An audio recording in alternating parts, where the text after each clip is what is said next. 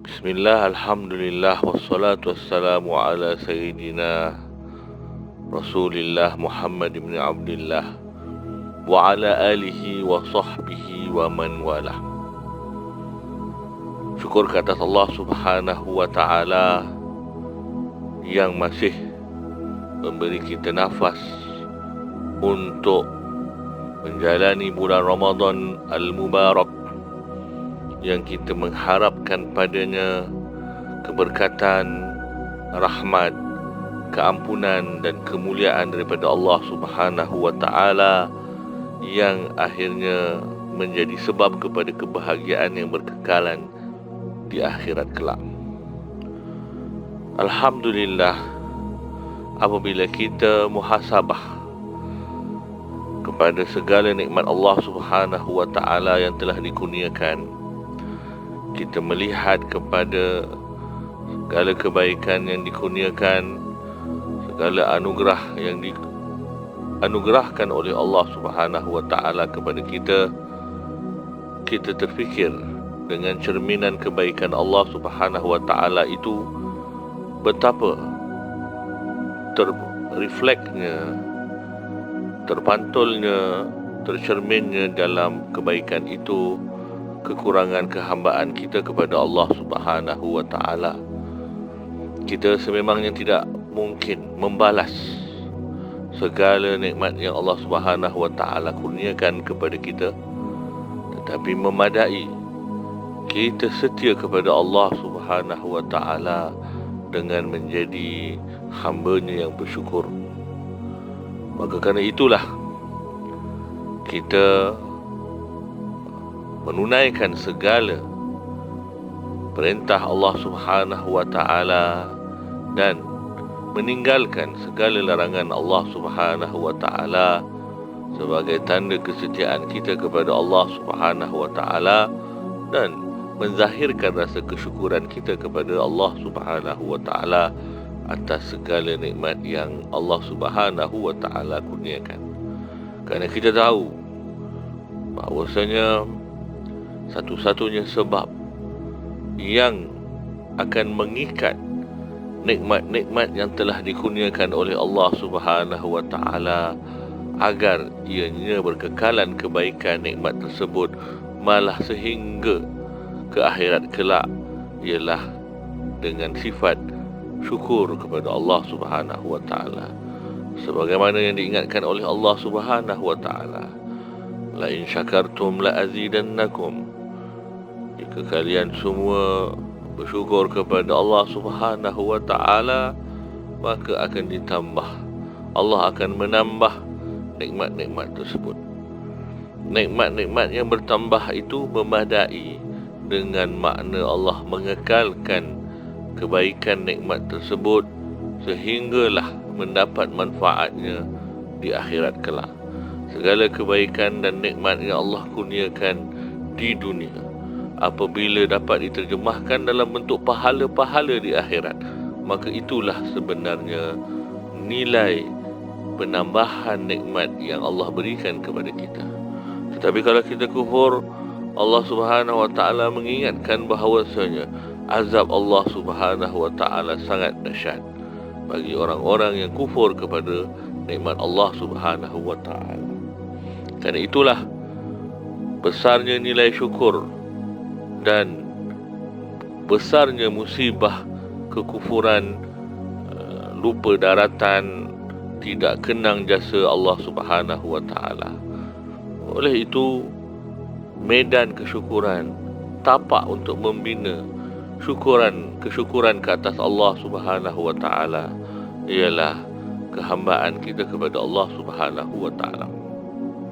Diri kita ini ada sisi yang zahir dan batin. Apabila kita hidup dengan sisi zahir kita semata-mata tanpa mengambil kira sisi batin kerohanian kita yang perlu dimakmurkan dengan hubungan kepada Allah, dengan melaksanakan segala nikmat Allah Subhanahu wa taala yang zahir kepada ketaatan kepada Allah Subhanahu wa taala dan meninggalkan maksiatnya, maka kita sudah meninggalkan makna diri kita yang sebenar. Kerana diri kita tidak diciptakan untuk fizikal kita, tetapi diri kita diciptakan untuk maknawi kita, untuk rohani kita.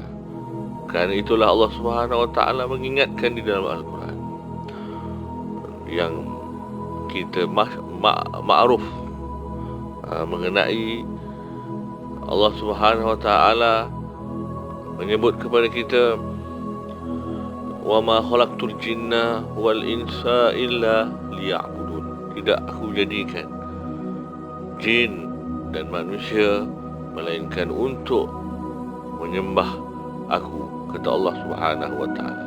Maka tujuan fizikal kita ialah untuk rohani kita, untuk bagaimana kita menterjemahkan makna keinsanan kita, iaitu memakmurkan perhubungan kita kepada Allah Subhanahu Wa Taala.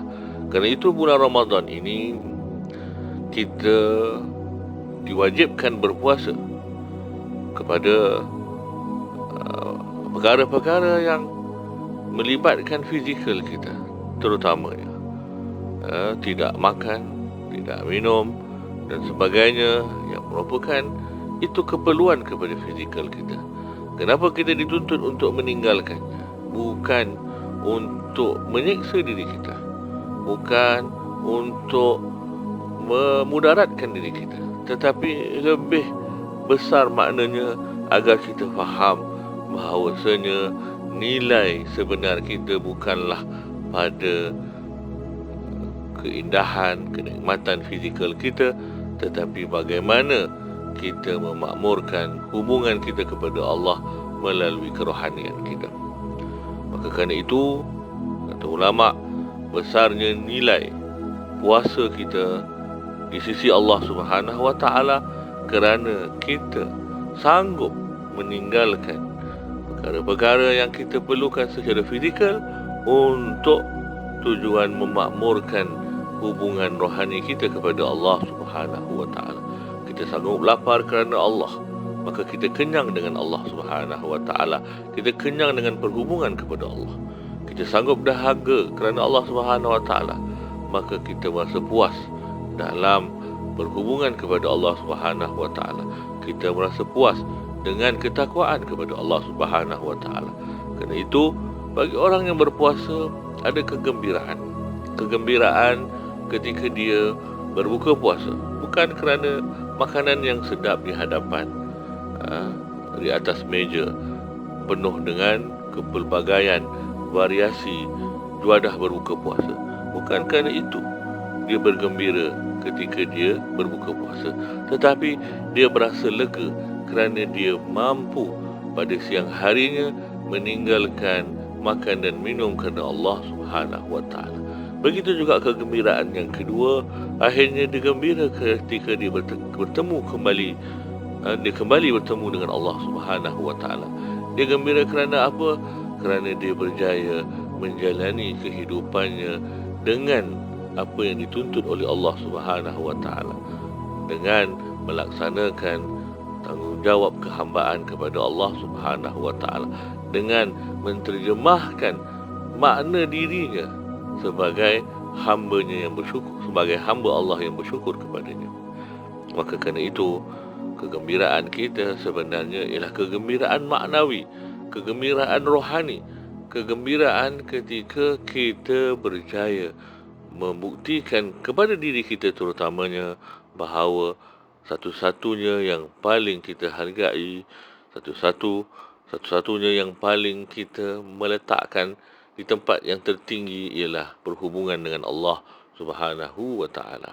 Maka itulah yang kita boleh pelajari daripada hikmah besar kenapa kita meninggalkan segala macam syahwat jasmani kita untuk mendapat kerehatan, kesempurnaan, kelazatan maknawi kita dan kesempurnaan kerohanian kita dalam kemakmuran hubungan kepada Allah Subhanahu Wa Taala.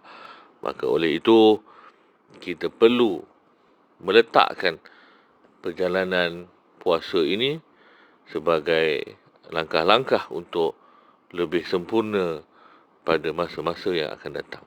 Wallahu a'lam.